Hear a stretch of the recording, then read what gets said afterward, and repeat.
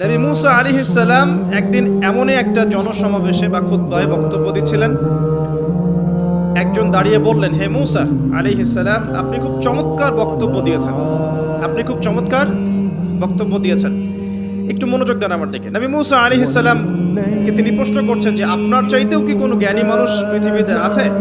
নবী মুসা আলাইহিস সালাম বলছেন যে আমার জানা মতে নাই, কারণ আমার কাছেই আল্লাহর ওহী আসছে, আর আল্লাহর ওহী যার কাছে আসবে সেই নিঃসন্দেহে জ্ঞানী মানুষ, তাই নয় কি? আল্লাহর ওহীর চাইতে কি জ্ঞানের কোনো বিকল্প উচ্চতর কোনো উৎস আছে নাকি?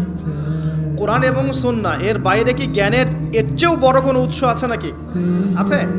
কোরআন এবং সুন্নাহ মিলে ইসলাম, আর ইসলাম একটা কমপ্লিট কোড অফ লাইফ, পরিপূর্ণতা আছে এখানে।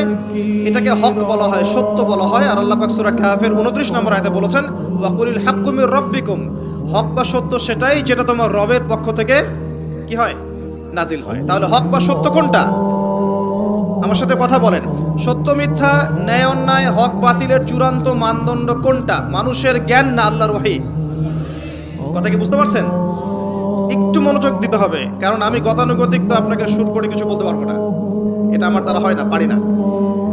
আর একটু মনোযোগ রাখতে হবে এই কারণে যে একটা ফেজ মিস করে ফেললে আপনি পরে লিঙ্ক আপ করতে পারবেন না। তো হক মানে সত্য মিথ্যা ন্যায় অন্যায়, এর চূড়ান্ত মানদণ্ডটা কি? মানুষের মস্তিষ্ক প্রসূত কোনো দর্শন, সায়েন্স, আপনার মানুষের মানব রচিত কোনো বিধান, নাকি মানুষের মন গড়া কোনো ফিলসফি ইত্যাদি, মানে যুক্তি, বিজ্ঞান, দর্শন, ফিলোসফিক্যাল থটস, এগুলোর উপরে সত্য মিথ্যার চূড়ান্ত মানদণ্ডটা কি? উত্তরটা কি? সূরা কাহফের কত নম্বর আয়াতে আছে?